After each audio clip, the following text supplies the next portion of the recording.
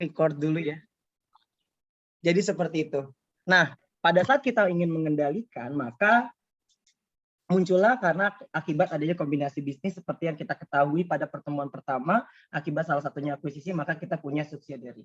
Maka tadi ya, pada saat kita mau bikin laporan konsolidasi, kita lihat dulu, ini akan terpecah. Apakah kepemilikan 100% atau kepemilikan kurang dari 100%? Itu dulu.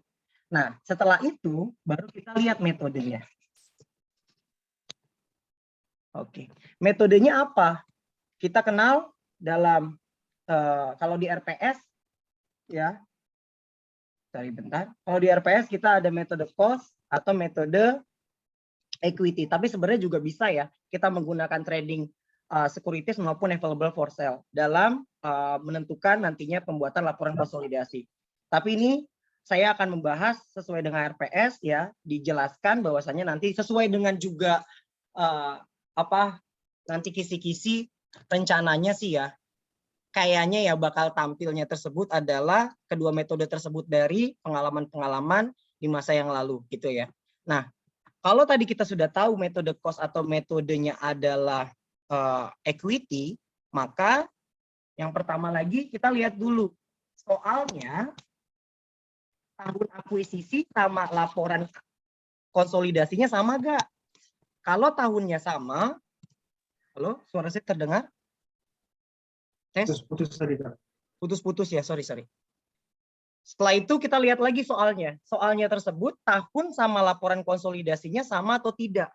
Kalau laporan konsolidasi dan tahunnya sama, berarti itu gampang. Tapi nantinya kalau misalkan soal dan laporan konsolidasi yang akan dibuat beda seperti pertemuan minggu ini yang kita sebut dengan pembuatan laporan konsolidasi after akuisisi. Berarti perbedaan pelaporan pada saat kita akuisisinya. Gitu, misalkan kita akuisisi 2015, sekarang laporannya adalah 2016. Nah ini, maka nanti ya kalau dengan menggunakan metode cost ya, metode cost dulu sebelum kita bahas di jurnal eliminasi. Metode cost nanti kita akan lihat dulu ada gak sih impairment terhadap nilai investasi kita atau yang disebut dengan catch up, kenaikan maupun penurunan dari nilai investasi. Dilihat dari mana? Kita tahu metode cost itu tidak berubah terkait dengan investasinya kalau dalam tanda petik tidak ada perubahan kepemilikan, maka investment in S dari tahun ke tahun gitu ya, dia akan tetap sama. Tapi beda dengan menggunakan metode equity. Makanya tadi saya bilang kita harus menghitung terlebih dahulu. Ini kalau sudah after akuisisi ya, kita harus menghitung dulu yang disebut dengan catch up atau impairment terkait dengan nilai investasi. Ada gak nilai investasi yang bertambah atau ada gak nilai investasi yang menurun atau decrease? Nah, tuh ya. Setelah kita udah paham seperti itunya, alurnya seperti itu, maka kita pahami terkait dengan urutan jurnal eliminasi. Nah ini sebagai patokan saja supaya nanti kalian ada gak sih yang kurang di checklist gitu loh. Nanti pada saat kalian ngerjakan takutnya hilaf atau apa, kalian checklist deh tuh mana yang belum dimasukkan ya. Yang pertama pasti ya ini terkait dengan adjustment yang terdapat yang belum dibukukan pada masing-masing perusahaan, baik itu parent maupun subsidiary. Jadi ini adjustment jurnal. Ini biasa jurnal-jurnal yang belum dibukukan atau kesalahan pos-pos. Mungkin nanti di soal ada kesalahan-kesalahan pos yang belum dilakukan sama parent maupun subsidiary, kalian betulkan dulu, terutama di parents, karena kita sebagai parents yang membuat laporan konsolidasi. Ingat ya, kita sebagai parents yang membuat laporan consolidation. Untuk subsidiary gimana? Dia membuat laporan keuangan sendiri sesuai dengan PSAK 4 ya. Dan disajikan kalau dia menggunakannya penyajian laporan keuangan sesuai dengan pelaporan, maka sama satu lagi berdasarkan PSAK 1 tentang penyajian laporan keuangan ya, itu. Nah, tadi ya setelah kita adjustment, kita lihat dari masing-masing buku tersebut sudah kita lakukan.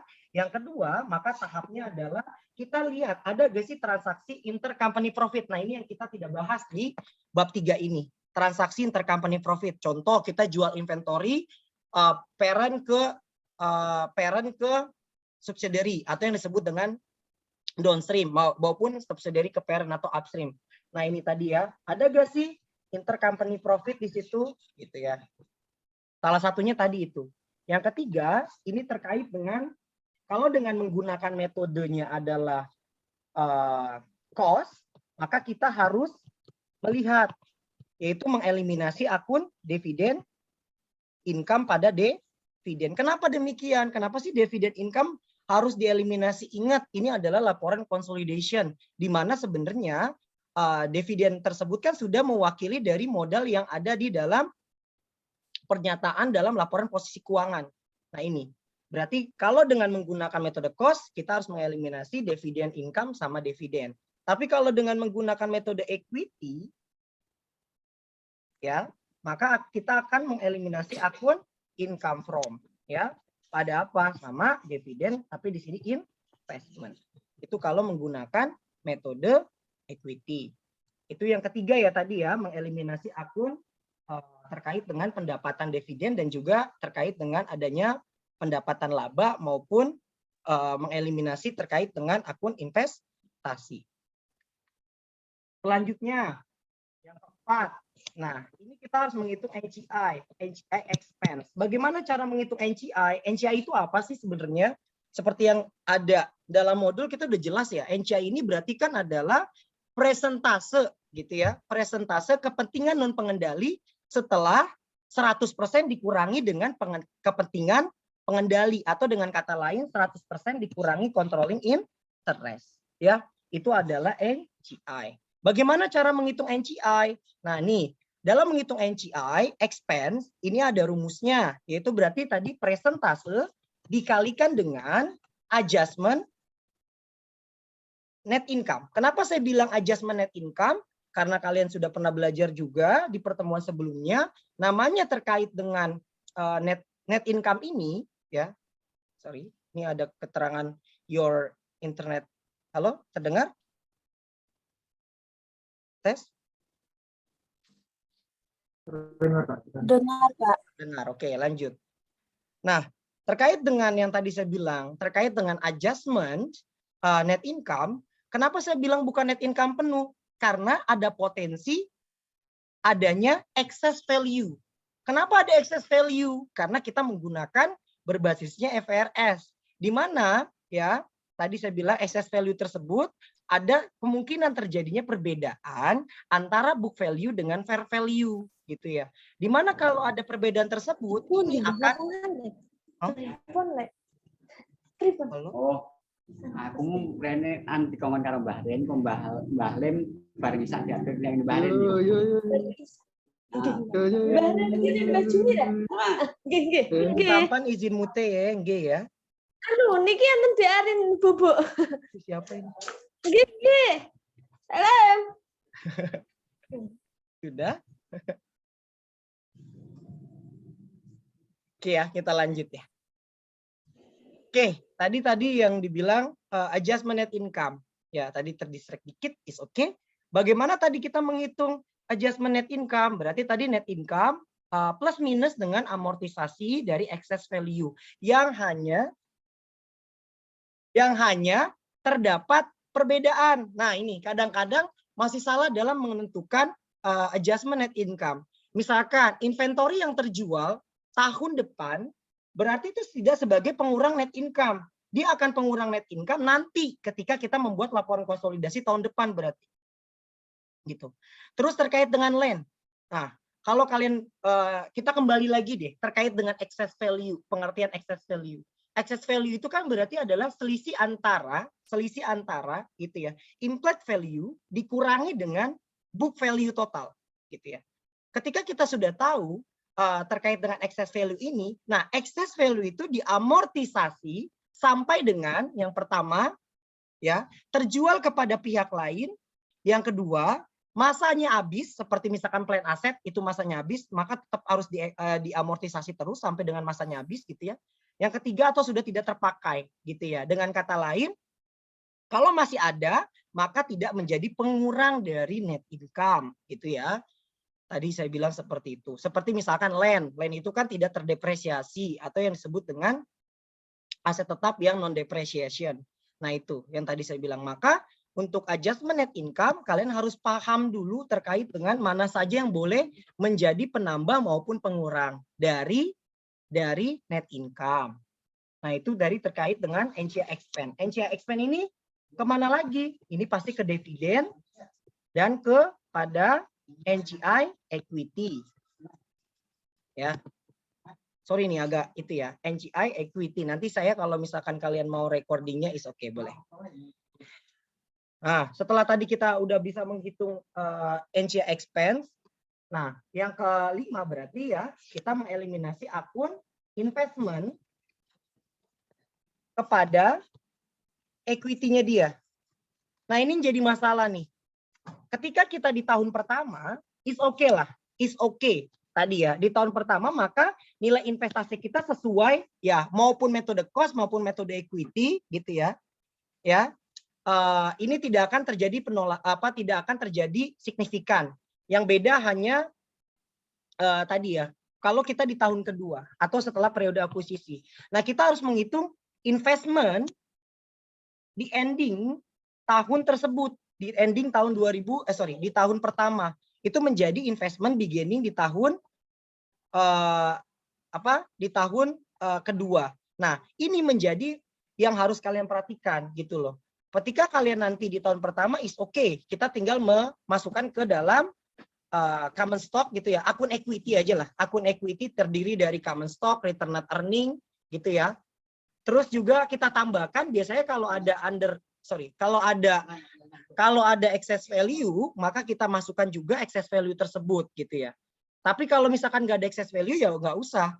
Nah, tapi kalau saya pernah ya, maksudnya lihat juga di buku gitu ya, excess value nggak dimunculkan boleh nggak langsung masukin ke dalam under value maupun over value aset maupun liabilities-nya. Boleh. Boleh, karena sama aja. Nanti excess value ini juga akan dieliminasi gitu ya. Nanti excess value ini juga akan dieliminasi terkait dengan akun investasi. Selain itu apalagi Pak? Tadi investasi sudah kita eliminasi dengan akun equity, maka yang keenam tipsnya adalah kalian cek satu tadi ya. Ini namanya akun resiprokal tadi. Terus kita melihat ya tadi ya, kalau tadi kita pisah, maka akun unamortisasi juga harus dieliminasi. Tapi kalau misalkan ini sudah kita gabungkan dengan akun equity-nya tadi, maka nggak usah. Jadi opsional. Boleh langsung, boleh tidak, gitu ya. Maka yang ketujuh, nah ini terkait dengan akun resiprokal lainnya, seperti piutang utang, ya, atau income revenue, gitu ya, interest revenue, pada interest expense, gitu ya. Yang ini yang harus dieliminasi. Mungkin itu saja sih. Nah, satu lagi ya. Tadi ya, kalau kepemilikan 100% maka nggak usah dicari NCI expense. Ya, kalau kepemilikan 100%. Sampai dengan, ya ini kepemilikan 100%. Kalau kurang dari 100%, kita wajib mencari NCI expense. Oke, itu sebagai pengantar tip and tricks. Habis ini mungkin kalau ada yang mau ditanya atau apapun boleh, saya buka mungkin. Silakan. Atau mau coba latihan soal atau gimana?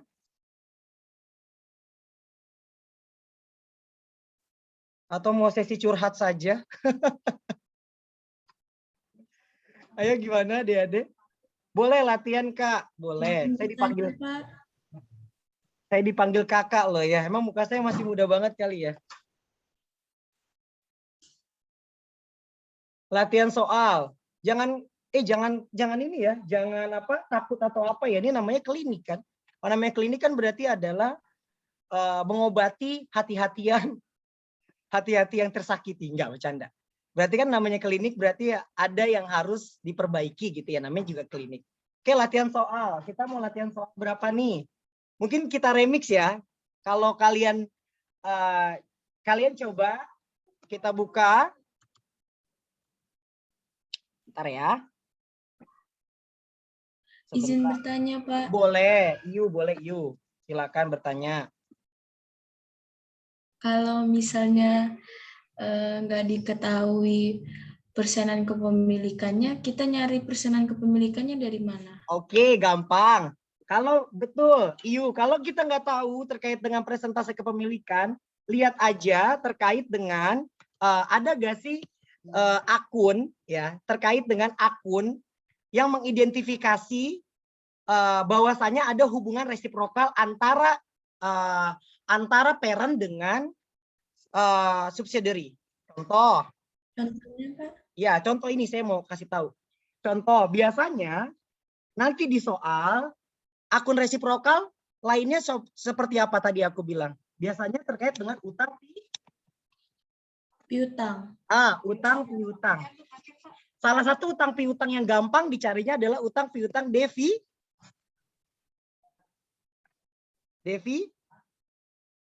Putus ya?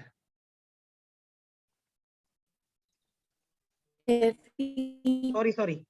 Putus. Halo?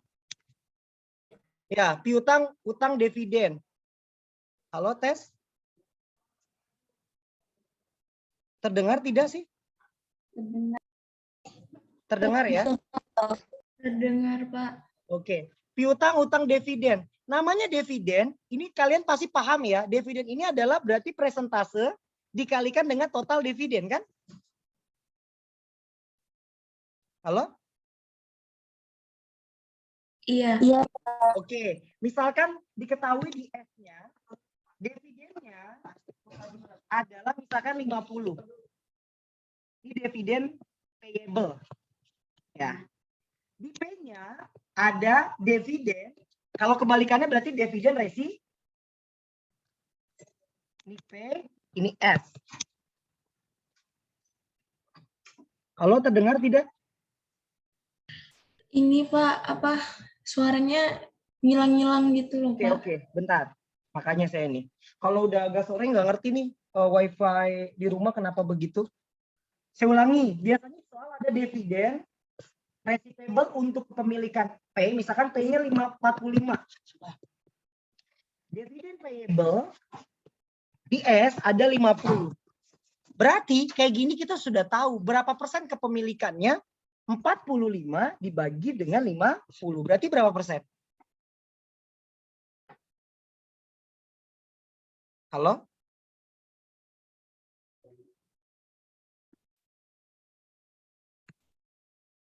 Itu udah tuh. Berarti 90% kepemilikan. Nyambung tadi? Iu gimana Iu? Iya, Pak. Oke. Paham ya? Kayaknya ada deh soal UTS tahun lalu deh. Bentar, saya cek ya. Iya, Pak, dari soal UTS tahun lalu. Oh, gitu. Kamu Ya. bingung ya? Tapi sekarang udah tahu. Coba aku lihat. Kayaknya aku pernah bikin juga itu. Coba bentar ya, aku buka UTS tahun lalu ya. Sebentar ya. Ya, boleh, Pak. Pas 9 banyak juga ya yang gabung ya. Ntar saya buka UTS tahun lalu. Saya nggak bahas UTS tahun lalu, jangan dong, karena kalau saya bahas UTS tahun lalu itu ada intercompany profit. Nanti nggak dibahas. Maksudnya adalah boleh sih, tapi nanti belum dibahas karena kalian nanti ada terkait dengan penjualan inventory gitu loh, Dek. Antar parent dan subsidiary gitu. Halo, Dek. Dek Winter. Saya fokus di bab 3 dulu ya, disclaimer-nya ya. Bukan saya nggak mau, nanti itu pelajaran minggu depan. Ya, gitu ya. Nanti kalau misalkan soal lain Pak, oke. Bentar, ini saya mau lihat dulu terkait dengan yang tadi dibilang. Berarti berapa persentase kepemilikan yang ada di soal UTS tahun lalu. Bentar, aku cek dulu.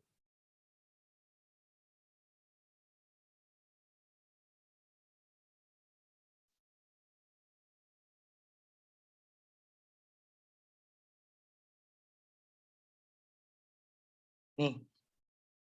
Ini soal kertas kerja UTS tahun lalu, apakah nampak?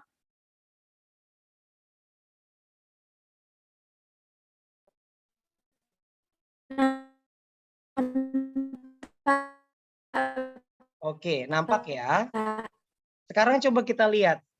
Dari sini, di soal nggak dikasih tahu persentase 420 itu berapa. Nih, lihat. Nah, betul kan? Untuk menentukan proporsi kepemilikan, saudara dapat mengidentifikasi dengan menggunakan rasio akun resiprokal. Akun resiprokal salah satu yang dapat terlihat, salah satunya dilihat dari mana? Tadi dividen receivable dan dividen payable. Nih, kalau kayak gini berarti berapa persen? 21.600 dibagi dengan 36.000. Berarti berapa persen?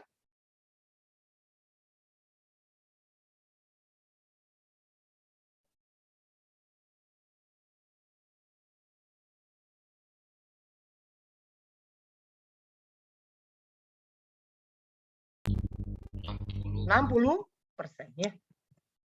60 Pak, Ning. Oke, Ning, boleh. Oke, ada lagi yang mau ditanya, mau bahas soal, boleh. Kalian sudah, kalau mungkin di kelas saya kemarin saya sudah remix di soal nomor 1. Terus bagaimana kalau misalkan ada gain? Udah dibahas belum? Coba. Misalkan di contoh, kita gain and bargaining purchase. Di tahun pada saat kita akuisisi. Gitu ya. Nah, berarti di tahun depannya berarti bagaimana nih kita mencari terkait dengan impairment, kalau kita menggunakan metode cost ya, terkait dengan impairment atau catch up terkait dengan nilai investasinya. Ya itu aja Pak, apanya? Ning. Itu ya, oke ya. Sebentar, tadi saya habis mix and match. Bentar ya. AKL.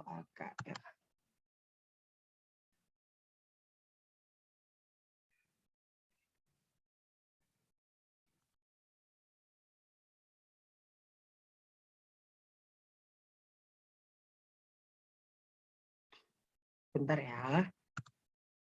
Saya udah save nih.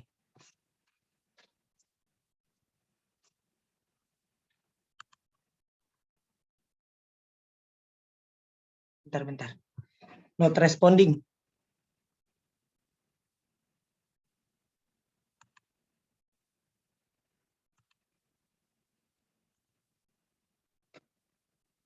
Maaf Pak, untuk menentukan presentase kepemilikan tadi gimana? Ya, dividen receivable dibagi dengan dividen payable, Dek.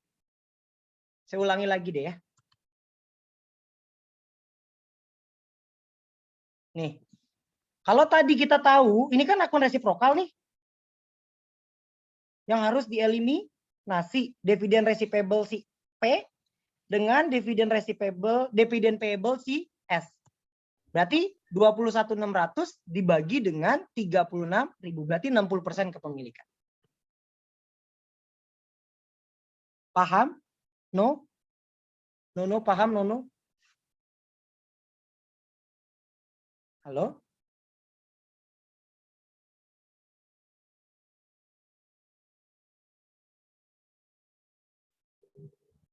No?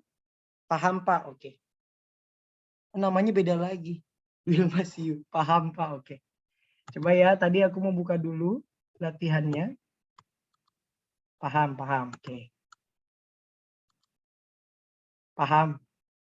Kak, Pak, maksudnya enggak apa-apa. It's okay. Mau panggil Kak boleh. Kita kan di luar jam kelas ya. Dan juga saya juga masih pantas kayaknya dipanggil kakak ya. Ingat AKL jangan dibikin sulit. Nanti kalian pusing sendiri. Ya, dibawa nikmat aja. Dibawa nikmat saja ya. Oke. Silakan. Mungkin bagi temennya yang mau gabung silakan ya, dibilangin lagi. Ntar saya buka dulu. Mohon doanya. Gimana Pak biar terasa nikmat? 1, cintai mata kuliahnya. 2, senang lihat muka dosennya. Nanti kalau misalkan kita seneng, ya itu trik dari saya. Kalau kita suka dengan mata kuliahnya, terus kita suka dengan dosennya, sama kayak halnya untuk mendapatkan seseorang yang kita suka, gitu kan? Lihat nama saya Pak, oh, I miss you too. Pak, nanti recordnya ada di mana? Mungkin nanti saya kasih koordinator ya. Jadi tipsnya gitu, selain doa, ikhtiar, suka mata pelajarannya, sukain dosennya. Karena kalau kita tidak suka dengan dosen, ini secara psikologis, ketika kita suka atas sesuatu, maka kita akan ada effort yang lebih tinggi untuk mendapatkan. Gitu ya. Saya suka AKL, betul. Begitu dong ya. Jadi harus suka AKL, jangan sampai dibikin nggak suka. Gitu ya.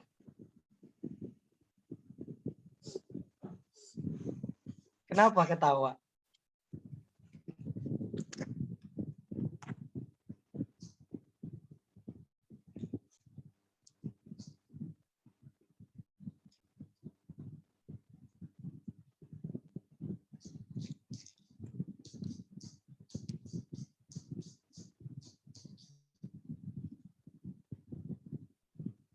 Nih, coba ya kita mix and match ya. Soal nomor 1, tapi bagaimana kalau untuk tahun 2017?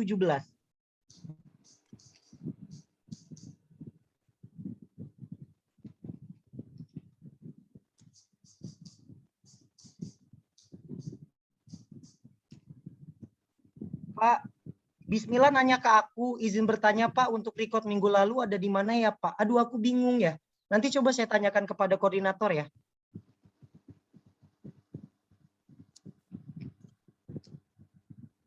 Nanti aku tanya sama koordinator ya. Oh, ini nggak muncul ya share screen-nya ya? Bentar, bentar.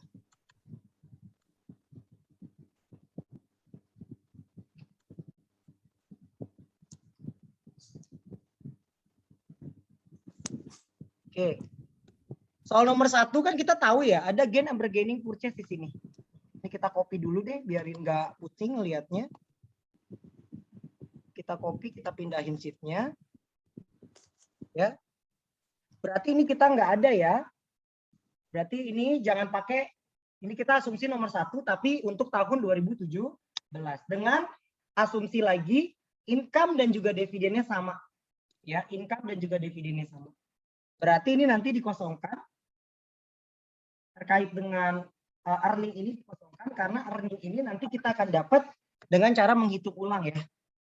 Jadi return net earning awal untuk si P ini nggak ada ya. Nah, ini asumsinya tadi laba di tahun 2017, dividen tahun 2017 itu sama. Sekarang coba kita ilustrasikan bagaimana kalau kita menggunakan metode cost. Ini. Ketika kita menggunakan metode cost, maka langkah pertama tadi ya, setelah kita nomor 1 kemarin kita sudah tahu terkait dengan adanya excess value dan another ya. Kita oke lah, kita hitung lagi dari awal. Kemarin kita udah tahu ya excess value-nya adalah segini ya. Selisih nilai investasinya adalah 100 ya. Eksesnya adalah 100. Yang didapat dari mana? Kalau kita baca dari soal, kemarin kan 800 dibagi dengan 80%, hasilnya adalah 1M, ini adalah implied value atau cost of investment total ya. Oh, dapat di YouTube proses edit karena banyak bagian yang harus dipotong. Ya, oke Pak. Sorry ya. Makasih Pak. Nah, kita harus lihat dulu di sini. Ya. Tadi ya, kita udah tahu terkait dengan implied value-nya adalah berarti 1M. Untuk book value-nya adalah kita lihat dari return net earning plus dengan common stock di tahun tersebut. Oke, kita udah tahu ya, untuk excess value di tahun 2016, sebelum kita melakukan pendapat sebelum kita nanti mengetahui ada catch up terkait dengan impairment tadi, kita udah tahu excess value-nya adalah 100 yang akan dialokasikan 150 ini ke dalam building yang akan masa manfaatnya kalau nggak salah 10 tahun. Berarti ini ada dibagi 10 berarti 15. Equipment-nya sudah ada 5. Berarti di sini 5 tahun berarti di sini adalah 5 ya. 5 tahun tadi. Ini karena over. Ya. Sorry, over. Terus sisanya adalah gain and bargaining purchase ya, gain and bargaining purchase. Pada saat kalian mau menghitung di tahun 2017, sekarang kita kembali lagi terkait dengan 2017. Sekarang kita lihat ada gak sih perubahan atau kenaikan dari nilai kenaikan dari equity-nya tersebut. Carinya gimana ada kenaikan nilai dari equity plus juga nanti adanya kenaikan dari investment atau penurunan dari investment. Sekarang kita lihat net income, karena metode cost ini kan tidak akan mencatat net income sebagai penambahan, dividen sebagai pengurang. Berarti kita lihat dulu sekarang terkait dengan net income tahun 2016-nya berarti berapa? Ketika tahun 2016 tadi berapa? Asumsi sama ya. Dari P adalah 400.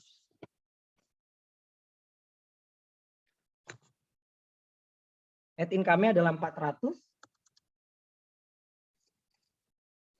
Dividennya adalah, ini total ya, dividennya adalah 100.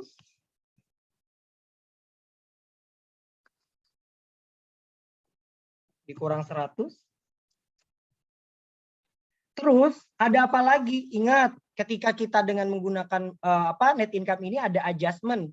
Adjustmentnya apa aja? Yang sudah kepake apa? Ada penambahan, ada building disebut dengan under value. Ketika under value maka kita amortisasi building tersebut yang sudah pengurang ya, amortisasi dari building kurang jumlahnya adalah 15. Tadi 150 dibagi dengan 10. Terus ada amortisasi dari equipment. Karena di sini over value, maka ditambahkan 5. Ada lagi amortisasi dari gain. Kenapa gain? Karena ini sebagai penambahan di tahun 2016. Karena sekarang 2017 kita sudah tidak mengakui dari gain tersebut. Gainnya berapa di sini? Ditambah dengan 25. Maka kalau di total, berarti berapa? 400 dikurang dividen 100.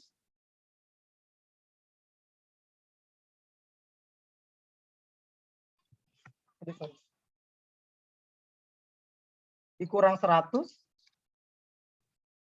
Dikurang 15. Ditambah 5.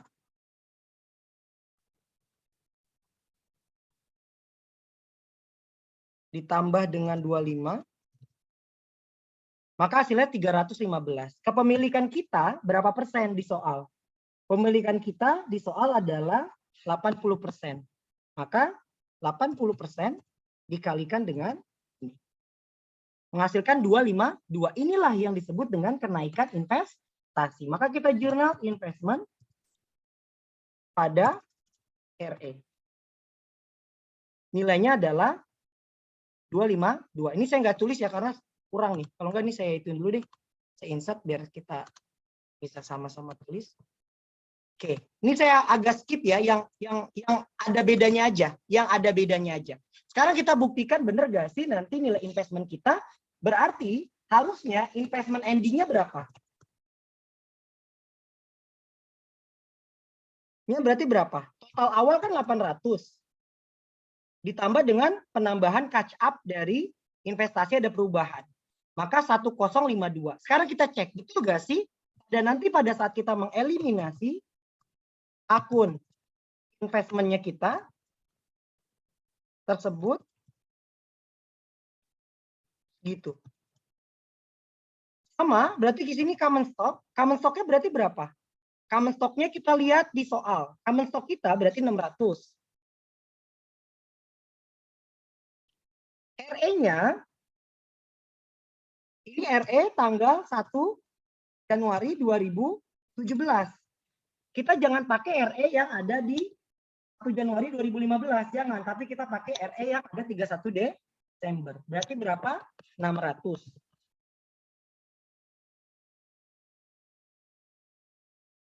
Terus di sini kita masukin ke singkat ya, unamortisasi dari excess value. Berarti sisanya berapa? Ingat, untuk unamortisasi dari excess value, Mbak izin untuk gain itu pasti diamortisasi ya, tidak. Gain kenapa bertambah? Oke, saya ulangi. Gain kenapa bertambah? Ingat gak, pada saat kita menutup akun, pada saat kita membuat laporan konsolidasi di tahun pertama, saya masukin di sini deh. Pada saat kita masukin ke tahun pertama, kita gimana kemarin kalau sudah dibahas ya, kalau sudah dibahas di kelas. Nah, pada saat kita masukin gain and bargaining purchase, lihat, dia ada menambah 25. Ini sebagai penambahan consolidation statement yang belum diakui. Nyambung sampai sini?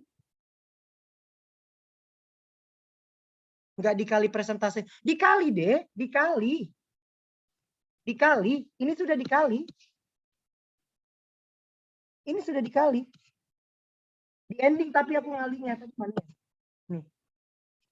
Dikali. Ini kan totalnya 315. Dikali dengan persentase kepemilikan kita 80%, maka totalnya adalah 252 gitu. Atau sampai sini cukup paham dulu? Coba saya baca lagi. Siap, makasih. Oke. Ada lagi coba di atasnya, coba. Sebentar ya, takutnya tadi saya ini putus. Tadi udah itu. Gen kenapa nambah? Gen itu kenapa nambah? Karena kan tadi saya udah bilang, pada saat di tahun pertama itu sudah kita masukkan ke dalam laporan konsolidasi sebagai penambah kita. Gitu ya. Makanya pada saat kita menghitung terkait dengan investasi kita, nantinya ada kenaikan dari nilai investasi senilai 252 sekian-sekian. Sekarang coba kita lihat di sini. Nilai UE-nya berarti berapa? Unamortized excess value. Kita sisa apa sih berarti? Sisanya hanya building sama equipment. Berarti building sisa 135, equipment minus 20. Berarti sisanya berapa? 115. Sisanya ya, berarti tinggal 115. Sekarang coba kita kalikan dengan akun investment kita. In S, kalau kita sum,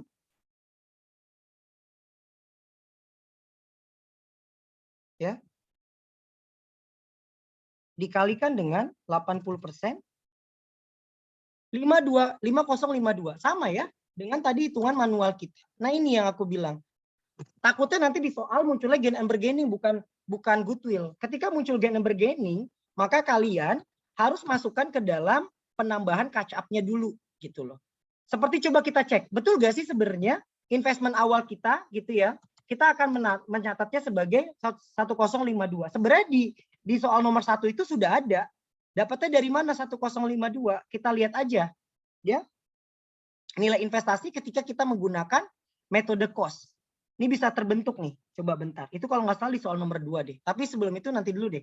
Berarti pada saat ini kita udah ada, berarti NCI-nya juga ada naik. NCI, equity. Berarti sisanya ya.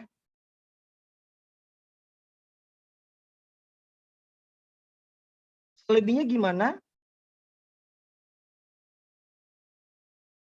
Sorry.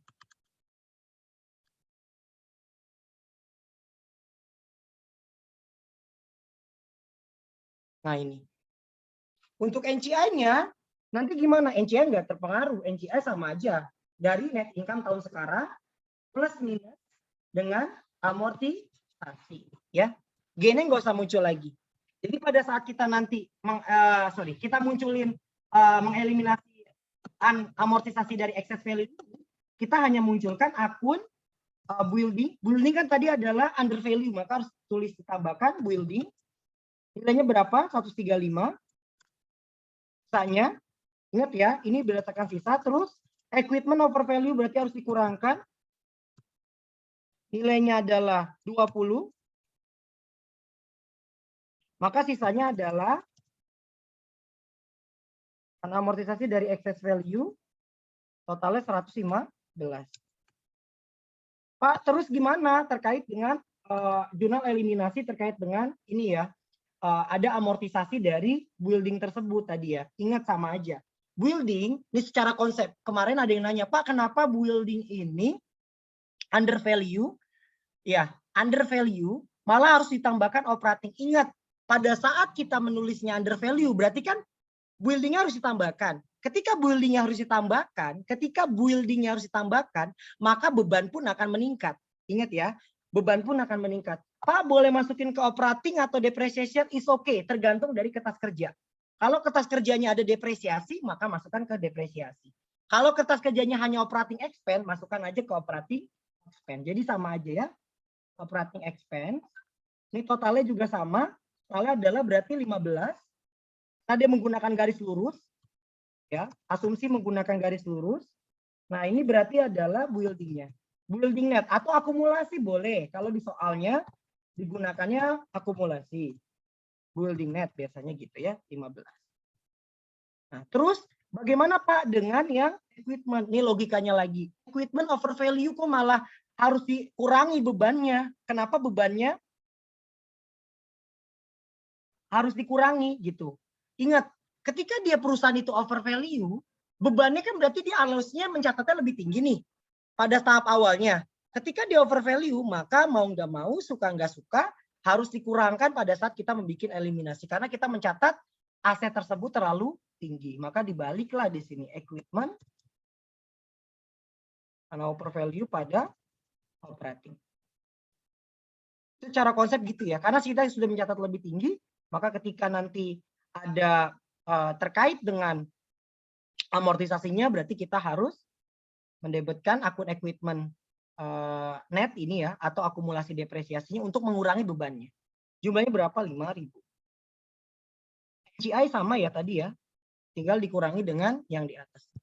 Mungkin itu terkait dengan kalau di soal seperti ini. Oke. Mungkin nanti aku mau bahas soal nomor 3 deh, soal nomor 3. Habis ini kita bahas soal nomor 3. Sampai sini cukup jelas dulu? Pak, itu kenaikan udah tadi Nining.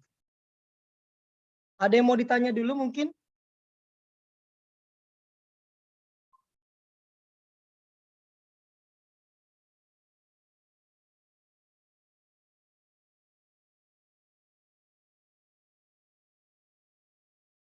Halo?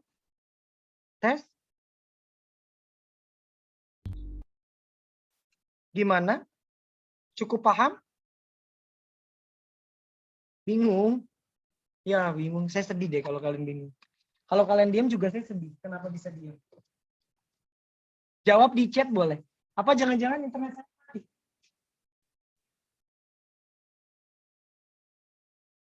Pak, kenapa amortisasi nggak dikalikan dengan presentase kepemilikan? Aku hitungnya langsung di akhir. Sama aja. Mau dikalikan dengan amortisasi dikali dengan presentase kepemilikan? Ini deh, maksud saya gini. Aku ngitungnya di akhir.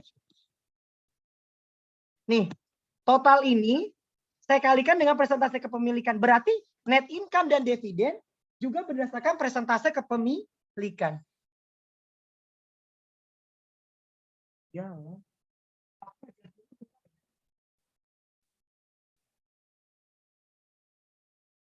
Ya. Gitu. Tadi metode cost.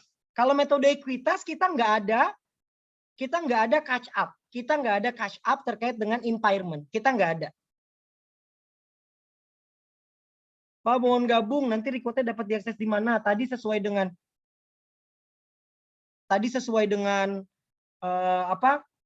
Kaprodi, koordinator. Mohon izin. Tadi berdasarkan koordinator, berarti nanti akan diakses di YouTube-nya KL katanya gitu. Mohon maaf Pak.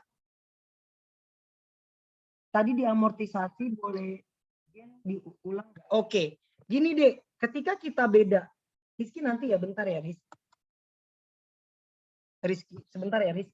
Ketika kita mau menghitung ini tadi saya bilang, kalau soal nomor 1, ya soal nomor 1, kita ganti untuk pembuatan laporan kertas kerja tahun kedua. Nah, ketika kertas kerja tahun kedua, maka kita harus menghitung ada gak sih kenaikan dari investasi. Dengan cara apa? Investasi bisa naik karena apa? Adanya income, bisa turun kalau ada dividen, bisa naik kalau ada amortisasi over value dari equipment, dari aset, bisa turun kalau ada amortisasi dari under value dari aset, dan yang terakhir kalau ada gain gitu ya. Nah, ini gain ini kenapa sih Pak di tahun 2016 ini sebagai penambah untuk nilai investasi gitu ya. Ingat pada saat gain ini adalah sebagai penambah sebenarnya consolidation statement net income ya. Karena kita baru hanya mencatat 400.000. Sedangkan kita tahu pada tahun 2016 kita ada gain on bargaining purchase senilai 25. Ngerti? Yang XXX gimana XXX? Paham? Jadi soal nomor 1, ingat ini soal nomor 1 tadi kita remix ya. Bagaimana kalau soal nomor 1 itu kita jadikan untuk tahun depan. Nah, tapi kalau misalkan kita menggunakan metode equity, kita nggak ada catch up. Kita hanya menghitung investmentnya saja. Biasanya di soalnya itu hilang. Investment kita berarti kita harus menghitung investment awal kita. Nanti untuk tahun, karena metode equity itu pasti nilai investasinya ini. Nanti ketika kita menggunakan metode equity, nilai investasi kita yang di sini tuh ini sudah nilai investasi ending. Nah, di soal kita harus menghitung nilai investasi ending kita berapa. Nah, cara menghitung nilai investasi ending kalian sudah paham lah ya. Seperti yang sudah diajarkan sama dosen masing-masing, nilai investasi ending itu kan kita dapat dengan cara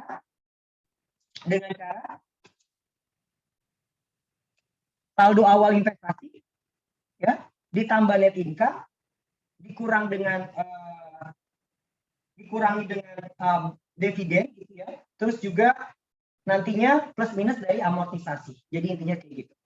Kalau nggak nanti coba saya izin soal nomor 3 dan nomor 4 kita akan bahas. Tapi sebelum itu ada dari soal nomor 1 ini mungkin ada yang mau ditanya lagi dulu mungkin. Tadi Rizky gimana Rizky? Mau nanya apa Riz? Izin Pak terkait itu eliminasi inventory Pak. Kalau inventory bisa dieliminasi ke operating expense nggak Pak? Atau harus ke COGS? Oke. Nih, kalau inventorinya terjual, dalam tanda kutip terjual bukan inventory yang ada penjualan upstream dan downstream, ya, upstream dan downstream, ini inventory yang under value maupun over value ya, perbedaan tersebut ya, maka memang kita pada COGS pada inventory, gitu ya. Tapi bisa nggak Pak, inventorinya ini berkurang? Kalau pada operating boleh. Kalau misalkan inventorinya bukan terjual, inventorinya rusak ataupun inventorinya itu ibaratkan sudah tidak dapat digunakan. Kita masukin ke dalam biaya keusangan biasanya atau kita masukin ke operating. Begitu. Baik, terima kasih. Oke. Lagi di mana? Rizky, suaranya ini. Lagi di kamar, Pak. Oh, itu pakai mic ya? Pakai apa? Speaker ya? Atau pakai handset ya, jadinya agak ngedengung-dengung. Iya pakai gitu mungkin.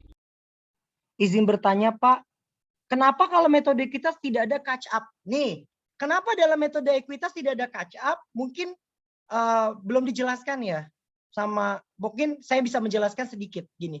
Metode ekuitas kita tahu ketika dia ada kenaikan maupun penurunan, dia akan terimplikasi langsung ke investment. Kita masih ingat kata-kata one line consolidation? Masih ingat nggak one line consolidation? Berarti nilai investasi kita dengan nilai equity kita tuh harusnya sama. Saya ulangi lagi. Harusnya kalau namanya one line consolidation, nih ya, saya singkat ya. Antara investment in S dengan equity-nya ketika dikalikan presentasenya, itu harusnya sama. Tapi kalau menggunakan metodenya cost, nah ini tidak bisa terlihat nilai implikasinya, tidak dapat terlihat di nilai investasi karena metode cost tidak akan berubah ketika adanya laba, tidak akan berubah ketika adanya dividen. Kenapa metode equity tidak ada catch up atau impairment terkait dengan saldo awalnya di awal tahun kalau misalkan tidak ada perubahan tanda kutip kepemilikan. Ingat ya, saya bilang kondisinya tidak ada perubahan kepemilikan, maka nanti akan sama. Kalau kita menggunakan metode equity, ketika ada terjadinya laba, kita nyatetnya gimana? Investment pada income from. Ketika ada terjadinya dividen, maka kita catatnya adalah cash pada investment. Nah ini. Terus ketika kita menggunakan metode equity, ketika tadi ada under value, maka kita nyatetnya gimana? Dari aset. Income from pada investment. Ketika ada over value, Maka gimana? Overvalue dari aset. Investment pada income from. Nah ini yang menyebabkan nilai investasi dari metode ekuitas dia terdirect effect terkait dengan segala sesuatu yang berhubungan sama subsidiary. Nyambung? See you gimana? Yang lain nyambung? Bisa dipahami. Ya. Kalau suara saya kecepatan, mohon dibilang ya. Saya kadang-kadang agak kecepatan. Gimana? Ada yang raise hand kembali mungkin?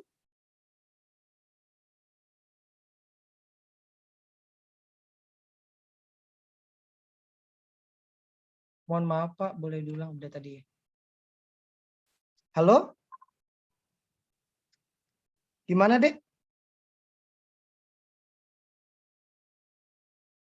Dari kalian mungkin ada yang mau ditanya kembali? Sudah cukup jelas ya. Oke lah. Tapi ini masih hadir ya?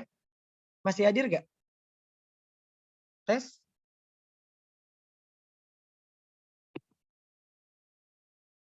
Internet putus atau gimana ya?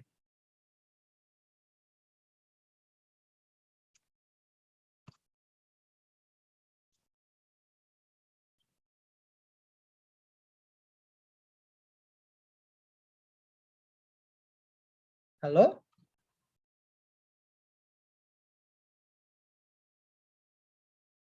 Halo? Tes?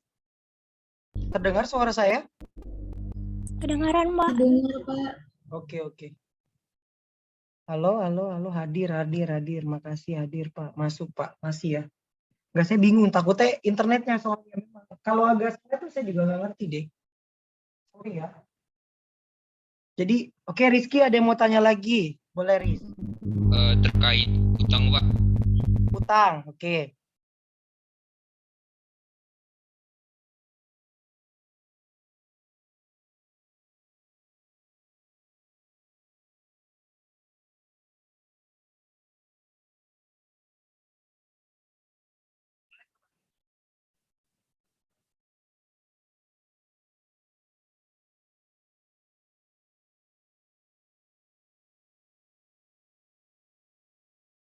Halo Rizky? Utang kenapa Riz? Sorry. Terkait jurnalnya kayak gimana ya Pak? Semisal anaknya ini masih ada utang, tapi pada waktu si Maaf Rizky, suaranya nggak terdengar. kecil ya Pak. Bukan ada gitu di temen, iya di temennya kayak gitu juga gak? Coba di chat aja deh, Rizky.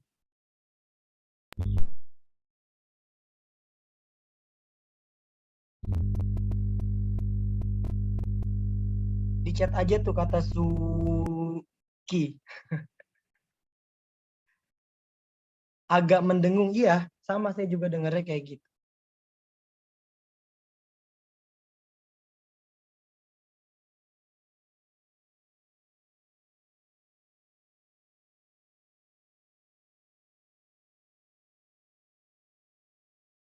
Coba di Rizky di chat.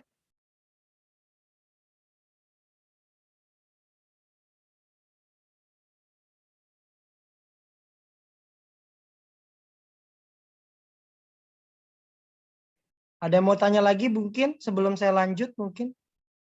Izin bertanya, kalau di soal dinyatakan tanah milik terlalu rendah, itu dinilai BPI apakah dimaksud atau sebaliknya? Saya agak rancu, terlalu rendah dicatat terlalu rendah. Apa ini? Oh, dicatat terlalu rendah. Berarti under value. Jika di soal dinyatakan tanah milik PTS dinilai terlalu rendah sebesar 20. Berarti itu udah ketahuan under value-nya 20, maksudnya gitu.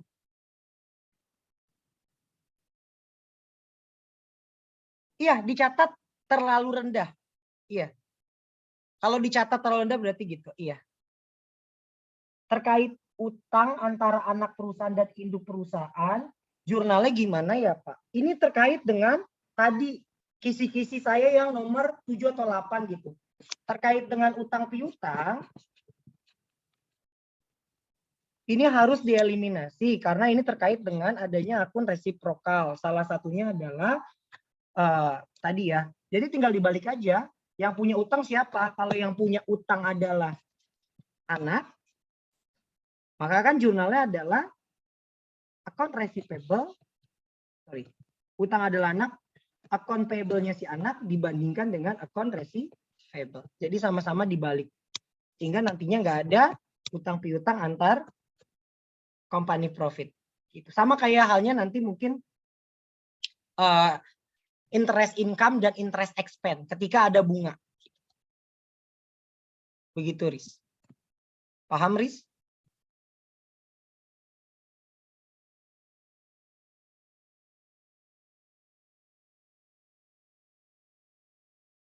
Halo?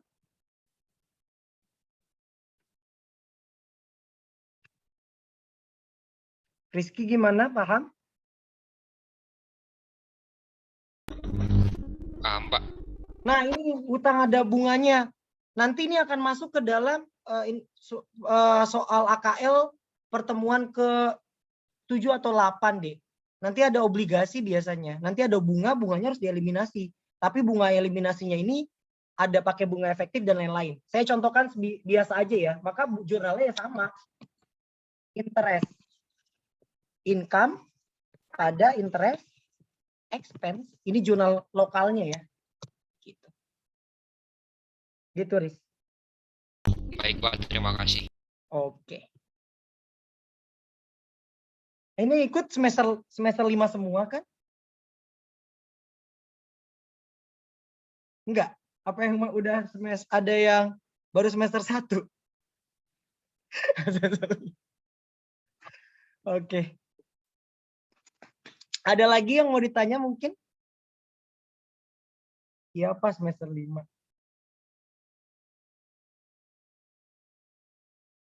Berarti apa saja yang bisa dieliminasi terkait dengan aset tetap dan gain diamortisasi? Ya tadi under value over value intinya seperti itu. Itu kalau gain tadi dieliminasi kalau di tahun depan ya. Di tahun depan loh. Karena gain itu sebagai penambah nilai net income intinya gitu. XXX. Intinya yang ada dieliminasi aja gitu. Dari excess value. Intinya dari excess value ya. Tinggal kita cari excess value-nya gimana. Sebenarnya saya mau Pak, ambigu jurnal amortisasi antara under value over value. Gimana ceritanya? Oke, kita cerita ya. Kita cerita nih, ada yang nanya, ditanyain. Tanya cerita, berarti kita dongeng dulu ya. Oke, kita bahas. Mohon izin di chat ya, kalau misalkan suara saya tidak terdengar. Biasanya kalau di kelas, saya harus ada yang nyalain kamera gitu loh. Tapi kan kalian boleh on cam ya, off cam ya. Maksudnya biar saya ketahuan gerak atau enggak gitu. Biasanya gitu. Ini masih terdengar ya suaranya ya? Halo? Masih, oke.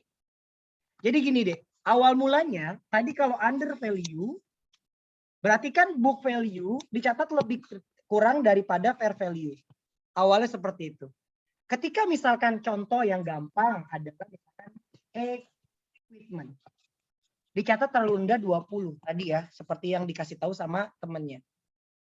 Pada saat kita catat terlalu rendah, berarti pada saat kita melakukan laporan konsolidasi harus ditambahkan karena kita nyata terlalu rendah nih. Ya, kita harus menambahkan karena kita nyata terlalu rendah. Itu yang pertama. Berarti akun equipment-nya itu harus ditambahkan ya pada unamortisasi dari excess. Terus cerita kedua, equipment ini kan berarti kan ada yang terpengaruh. Equipment-nya juga ada dan juga dialokasikan untuk masa manfaat sekian.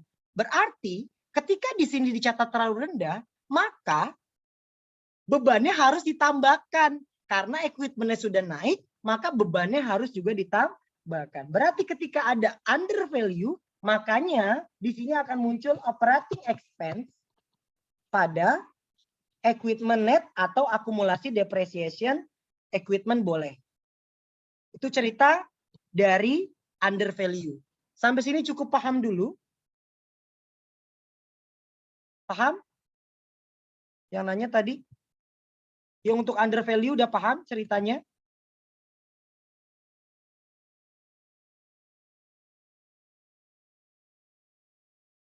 Tadi ya, di sini 20, berarti di sini ketika dibagi dengan misalkan 10 tahun, di sini adalah 10. Halo, tes? Bisa dipahami. Itu kalau under value. Tadi kan kita bilang, kita catat terlalu rendah nih. Ketika catat terlalu rendah, maka ada beban di situ. Bebannya juga harus kita nyatat beban terlalu rendah kan? Ketika beban kita dicatat terlalu rendah, kita harus memasukkan ke dalam laporan konsolidasi. Woi, kamu nyatat terlalu rendah, berarti harus ditambahkan. Berapa penambahannya? Sesuai dengan alokasi dari selisih dari book value dengan fair value. Gitu ya. Tadi misalkan di sini 10 tahun berarti di sini hasilnya 2. Nah, bagaimana kalau cerita dibalik over value? Over value berarti book value dicatat lebih tinggi dibandingkan dengan fair value. Contohnya lagi misalkan building. Kita ada over value senilai 50. Nanti akan dialokasikan 10 tahun. Pada saat kita mau melaporkan dalam laporan konsolidasi, dibilang, woi, tadinya kamu nyatet building terlalu tinggi, kurangin dong, gitu kan? Berarti harus dikurangi. Buildingnya harus dikreditkan pada, nah ini kalau sisa ya, amortisasi expense, gitu ya. Senilai berapa? 50 tadi ya. Selain dari situ, building ini melekat kepada depresiasi dan juga pada akumulasi. Dibilang, kan nyatetnya terlalu tinggi, harus ada yang dikurangi dong. Apanya dikurangi? Apanya dikurangi? Berarti bebannya harus dikurangi. Kita masukin ke dalam di sini. Operating expense-nya dikredit pada building net. Nilainya adalah 5. Itu jalan cerita kenapa di laporan konsolidasi ketika Anda under value, maka harus ditambahkan dalam segi aset dan juga harus ditambahkan dalam segi beban. Kenapa dalam tadi over value harus dikurangi dalam segi aset dan juga harus dikurangi dari segi beban. Begitu. Paham?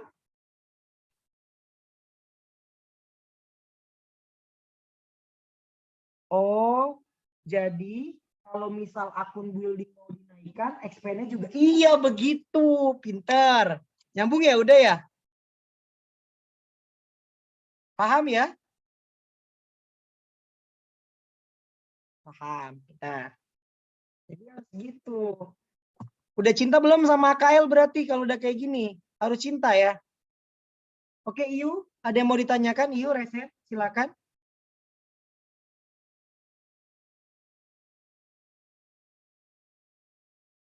Iya, Iyu, kenapa? Iyu.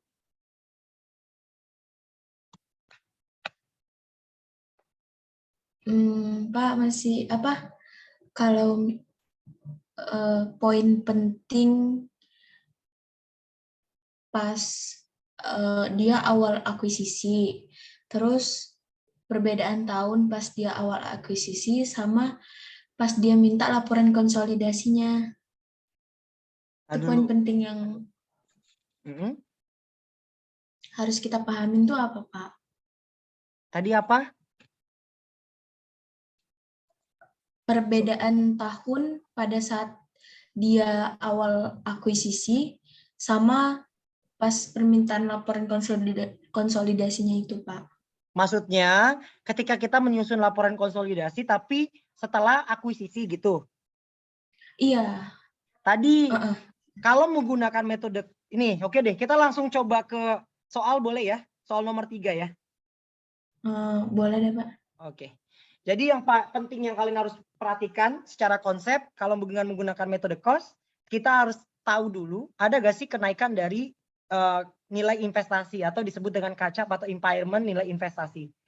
Terus kalau dengan menggunakan metode equity, berarti kalian harus mencari dulu saldo investment endingnya itu berapa. Karena metode equity tersebut juga pasti ada terimplikasi. Karena di soal biasanya investment itu nggak ada. Nah itu. Oke lah ya, coba kita langsung lihat ke soal. Soal nomor 3. Biar agak cepet ya, jadi Sita nggak ngetik-ngetik lagi. Tapi sambil kita bahas. Di sini kita bisa lihat, ya, soal nomor 3. P melakukan akuisisi pada S senilai 800. Berarti implied value-nya berarti berapa? 800 dibagi dengan 80, berarti 1M ya. 1M. Di sini tahun 2015, ini tahun 2016. Oke, berarti kita beda tahun. Terus langkahnya, saya kasih tahu deh tip and tricksnya. Pertama berarti kita lihat dulu akun-akun ini kita isi dulu deh. Akun-akun ini kita isi terlebih dahulu. Akun-akun ini kita isi terlebih dahulu. Untuk akun ini biasanya antara dividend income atau gain and regaining kalau ada excess. Ini kita cari dulu income, dividend income. Ini kan kosong nih. Berarti bagaimana cari dividend income? Dividend income-nya berarti tinggal dikalikan dengan dividen yang dibayarkan. Berarti dividen yang dibayarkan adalah 100 dikalikan dengan 80%. Berarti adalah 80.000. Ini udah keisi sekaligus 80.000. Net income-nya berarti berapa? Tinggal dijumlahkan. Sales dikurang ditambah. Ya, dengan dividen income ini ditambah, hasilnya kan dikurang dengan COGS, dikurang operating, masukin ke net income.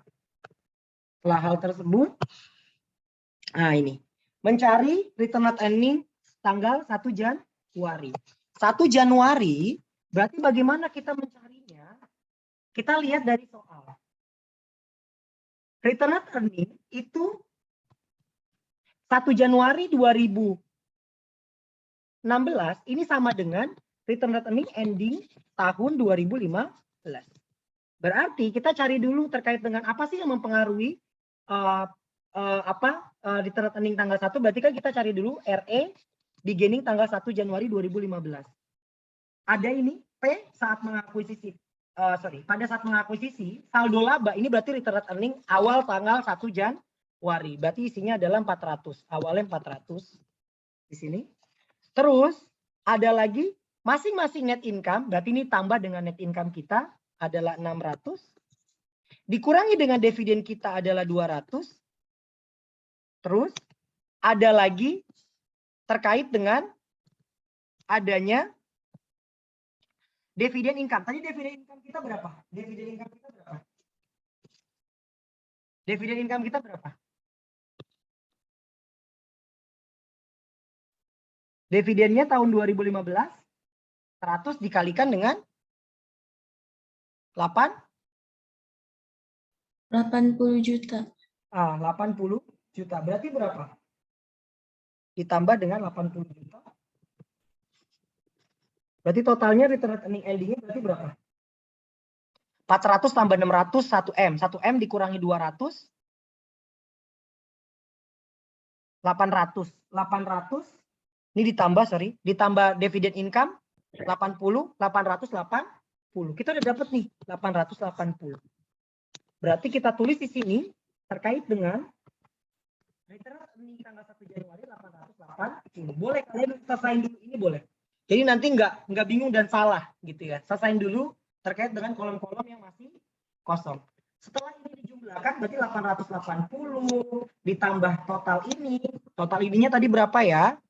Nah, kita tadi udah tahu totalnya adalah, asumsikan kita udah tahu 1,5 ditambah 880 dikurang 200, muncullah RE ending. Totalnya adalah 2180. 2180 ya, itu kita pindahkan ke dalam sini. 2180. Kita pindahkan menjadi RE ending. Nah, kita sudah pindahkan nih. Berarti tinggal kita totalkan. Total equity berarti berapa? Satu ini, tambah ini, tambah ini, tambah ini. Masukin ke dalam sini. Ini contoh A ya. Akan masuk ke dalam total aset. Gitu. Ya, total aset. Oke. Ketika kita sudah masukkan ke sininya sudah sama, maka tinggal kita cari untuk nilai investasi. Nah, untuk nilai investasinya berarti berapa? Ingat, metode cost ini tidak berubah. Berarti kalau menggunakan metode cost nilainya tetap sama, yaitu 800. Clear nih, kita clear ya untuk mengisi ini kita sama nih 800. Dari hasil total aset ditambah dikurang masuklah ke S. Udah clear nih ngisi. Halo? Tes?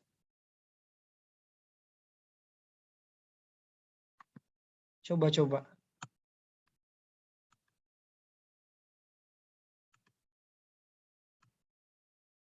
Halo?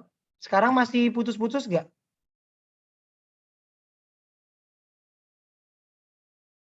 Tes. Lancar, Pak. Oke. Oke ya, 800. Udah keisi semua, maka kita lihat sekarang. Nih, yang menantang di sini. Yang menantang di sini. Lancar, Pak. Oke. Yang menantang di sini. Di soal kita nggak tahu labanya berapa untuk si S. Kita ingat ya tadi ya, untuk menilai ada kenaikan atau penurunan dari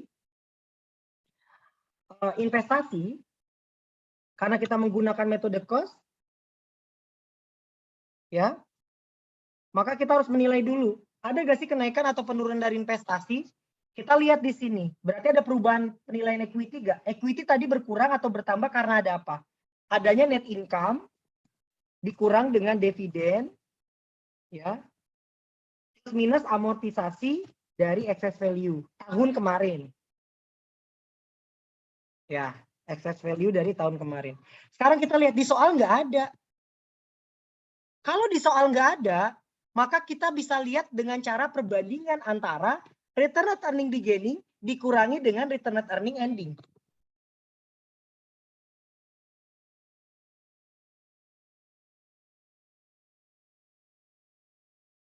Iya, betul. Bertambah kalau ada net, berkurang adanya dividen, betul. Ditambah plus minus amortisasi. Nah, di soal ini nggak ada. Berarti kita tinggal bandingin aja sebenarnya. Return net earning and beginning-nya berarti berapa? Return net earning beginning-nya. Si S. Pada saat kita beli. Pada saat kita beli adalah 2. Ya. Pada saat kita ingin melaporkan tahun 2016, berarti kita harus tahu dulu 2015 itu berapa labanya. Di soal nggak dikasih tahu labanya. Berarti kita bisa mengurangi dengan cara, ya, dengan cara return net earning tahun 2015, return net earning tahun 2015 tadi adalah 200. Return net earning ending tahun 2015, ending ya, atau beginning 1 Januari 2016. Bantu saya, berapa di sini? Coba. 1 Januari 2016 berapa? Halo? Yuk, biar kita tektok. Berapa? Coba di chat. Tes? Masuk?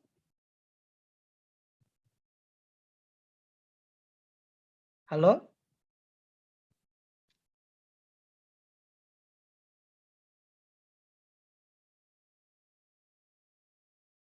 Berapa? 300. Ya, berarti kalau di sini udah ketahuan 300. Coba saya cek dulu ya. Masuk Pak, oke. 300, maka di sini kita udah tahu sebenarnya. Berarti total NI dikurang dividen tahun 2015 adalah berarti 100. Tinggal kita tambahkan plus minus dengan amortisasi. Nah, amortisasinya berarti apa aja?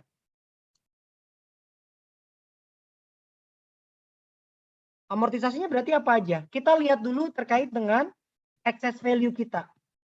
Oke, excess value-nya berarti berapa? Implied value kita udah tahu 1M. Book value-nya pada tanggal 1 Januari adalah 800.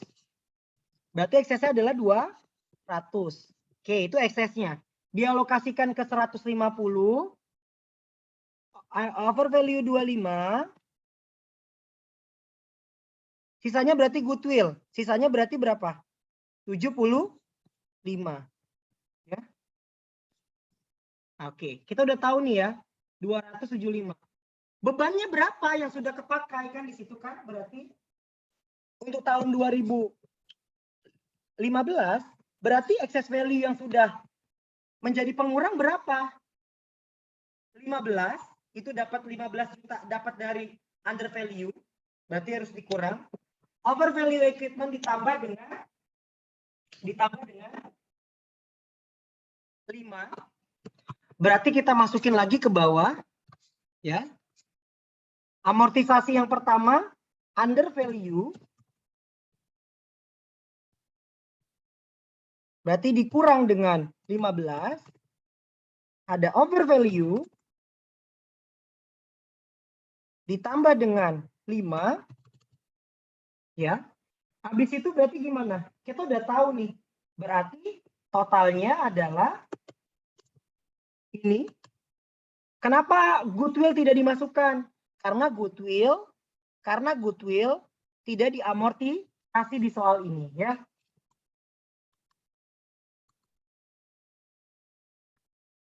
$90 baru kita kalikan dengan persentase kepemilikan kita 80%, maka menghasilkan baru 72. Nah, inilah yang menjadi jurnal investment pada RE. Nilainya adalah 72. Sorry. Oke ya, ini yang kita jurnal. Oke. Tadi ya, ini kita udah dapat. Tadi ya, caranya ini kalau pakai cara cepat ini kalau tadi pakai cara hitung-hitungan tulisan maksudnya adalah rinci seperti ini, tapi kalau tadi saya agak cepat ya. Sama saja intinya, implied value 1M dikurangi 800, ini dirinci ya. Tadi saya langsung masukkan. Hasilnya adalah berarti goodwill 75. Ini untuk tahun ke-1 nih, untuk informasi tahun ke-1 ya.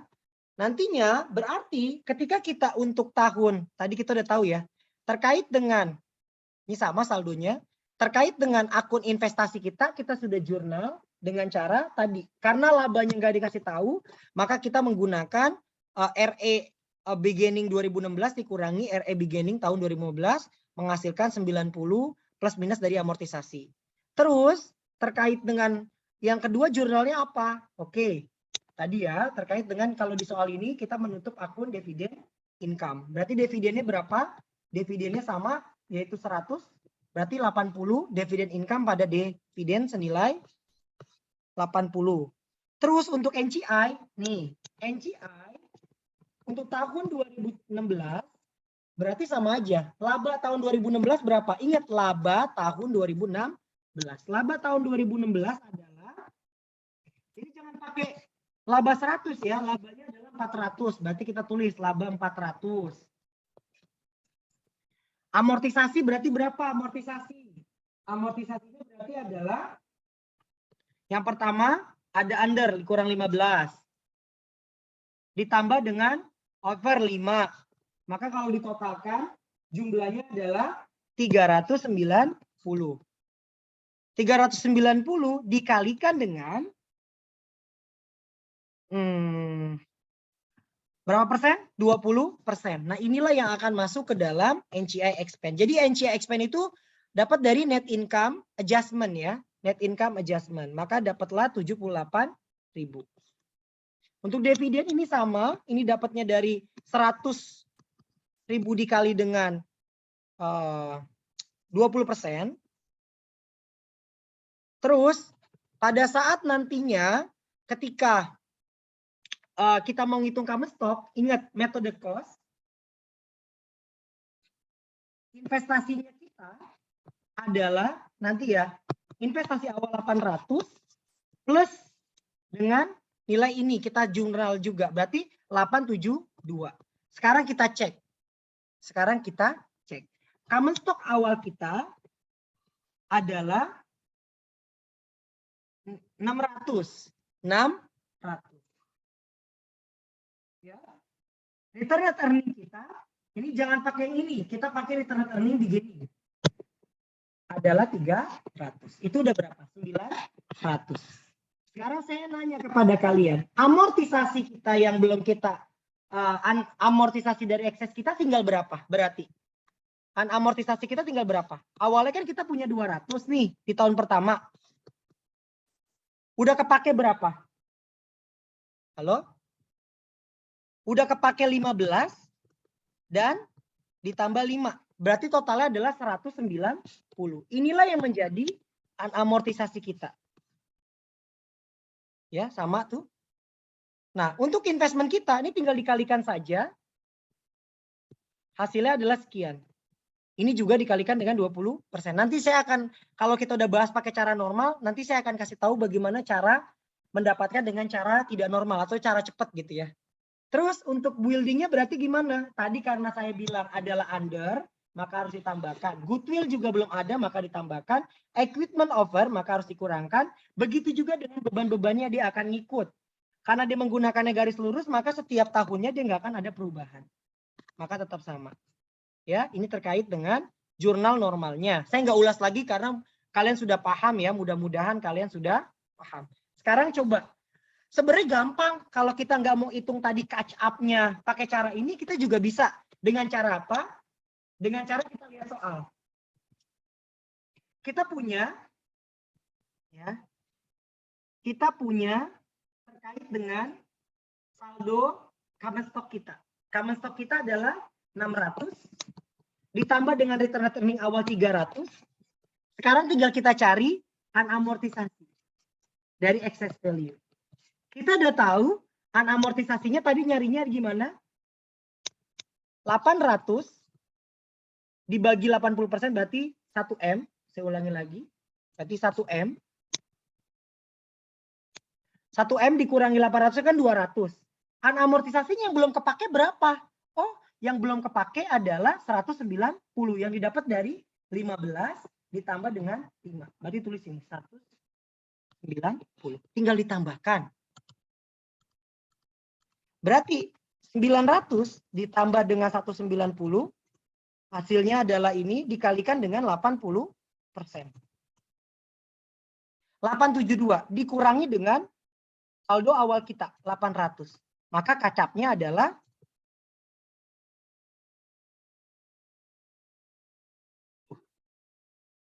aduh sorry, 70.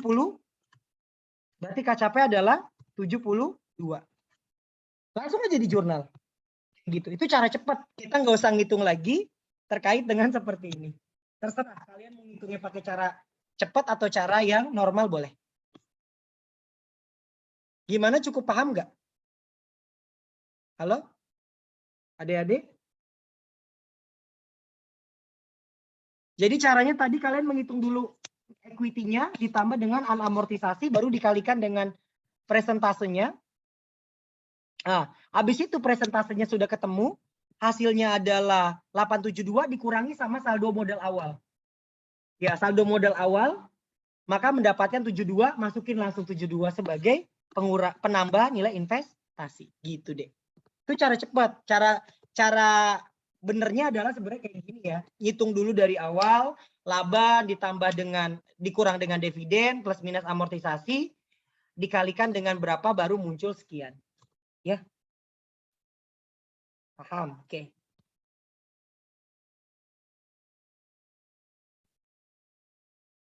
Oke, 30 menit lagi. Orangnya sudah makin berkurang. Gimana? Orangnya semakin berkurang. Kayaknya bosen kali ya. Gimana? Ada yang mau ditanyakan kembali mungkin? Atau mau curhat boleh? Jadi intinya sama aja sih. Soal nomor tadi intinya kita harus menilai bagaimana cara menghitung kacap tersebut.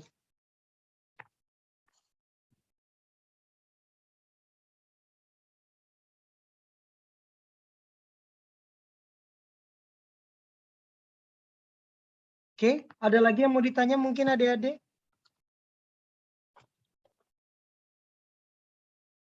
Halo, masih ada orang nggak? Belum kayaknya, Pak. Kalian udah diajarin belum? Kalau dia mengakuisisi pada tahun interim, tapi nggak masuk Berarti ke RPS. pertengahan gitu ya, Pak? Hah? Pertengahan. Iya, boleh pertengahan, boleh pokoknya bukan pertengahan juga. Misalkan dia bukan tanggal 1 Januari intinya gitu.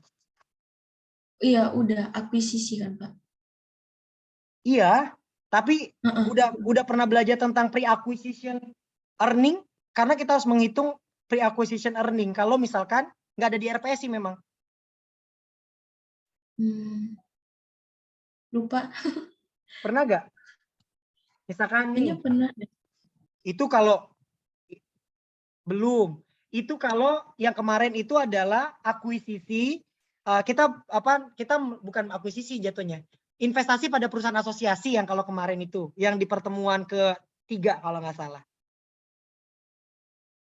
Nah, misalkan kita akuisisi ini tanggal 1 sampai tanggal 1 Januari, ini tanggal 31 bulan 12. Misalkan ini nggak ada di RPS ya, saya cuma mengasih tahu doang. Misalkan kita akuisisi tanggal 5 bulan 5. Nah, berarti pada saat kita mengakuisisi laporan konsolidasi,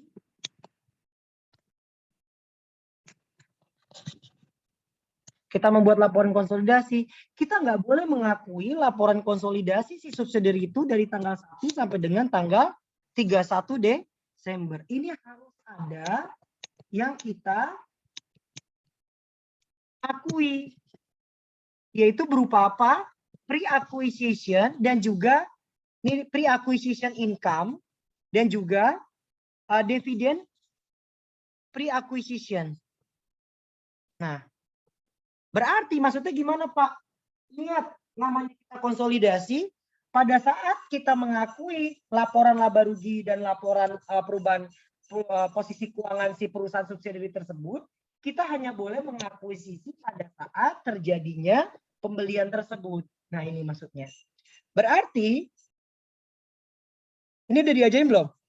Bagaimana kita memunculkan, kita mengakui daerah yang saya adsir ini dari tanggal 1 bulan 1 sampai dengan tanggal 5 bulan 5. Maksud saya di sini. Nah, pada saat kita membeli kita membeli perusahaan atau kita mengakuisisi perusahaan dalam periode interim, memang nggak ada di RPS sekali lagi. Pada saat di interim tersebut, maka kita harus mengakui pre-acquisition income dengan cara mengalihkan presentase kepemilikan dikalikan dengan laba. Labanya berapa? Labanya itu adalah selisih antar sales dikurangi dengan expenses. Begitu juga kita dengan mengakui adanya dividen. Pre-acquisition. Kalau dividennya ada yang dibayarkan sebelum akuisisi. Makanya pada saat kita melakukan jurnal, bentar. Pada saat kita melakukan jurnal, nanti kita akan menambahkan akun yang disebut dengan pre-acquisition earning atau income. Pre-acquisition earning atau income. Terus sini sama ya, common stock. Terus return earning beginning. Terus ada excess value boleh kalau misalkan kalian ada perbedaan antara excess value-nya. Terus ada dikurangi dengan dividen, pre-acquisition. Terus ada equity. Equity ini maksudnya adalah equity investment atau investment in-nya. Baru pada NCI.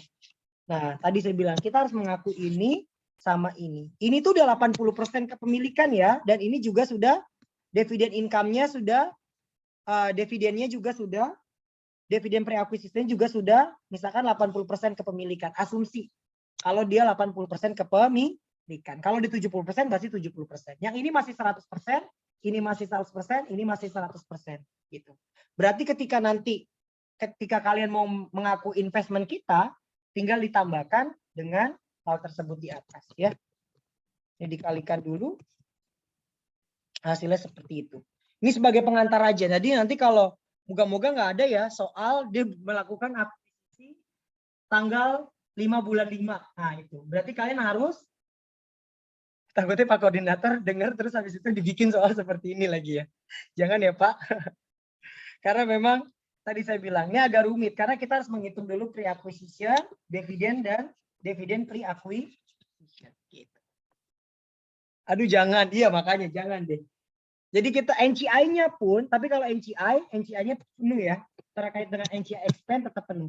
Karena laporan konsolidasinya tetap kita akui penuh, tapi tadi kita harus memunculkan akun pre-acquisition income. Karena laba yang dihasilkan dari perusahaan itu bukan milik kita sepenuhnya. Dividennya pun demikian. Ya. Oke, 20 menit lagi. Ada yang mau ditanya mungkin? Udah mulai berkurang.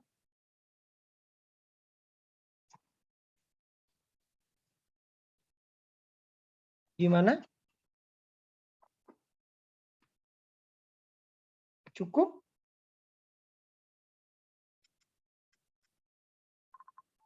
Lebih cepat dong berarti ini ya.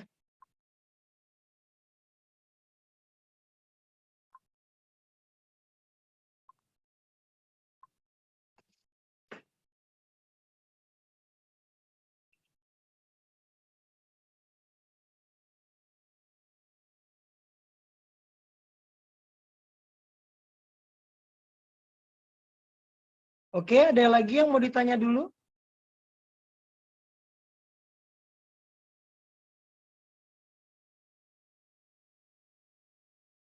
Sorry. Ada telepon tadi. Oke, gimana?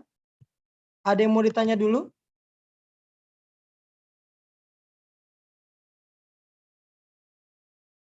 Gimana adik-adik? Sorry ya. Cukup jelas?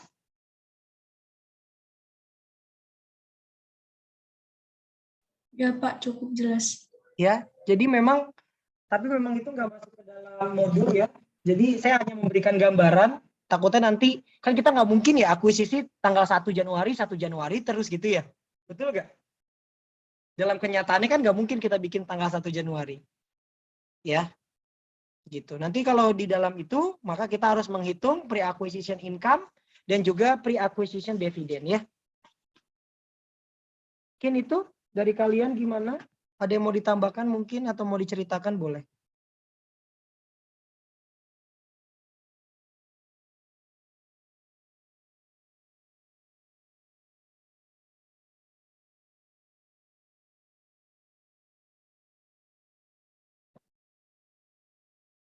Aku bingung lagi nih apa yang mau dibahas nih.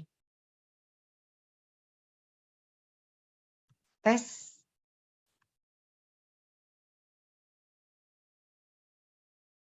Sudah?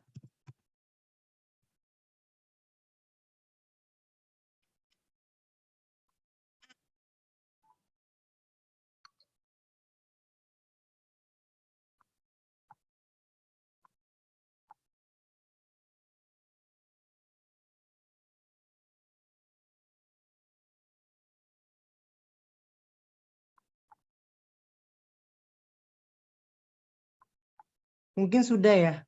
Pak, beri saya nilai terbaik. Wah, ini jangan-jangan berarti mahasiswa saya ya.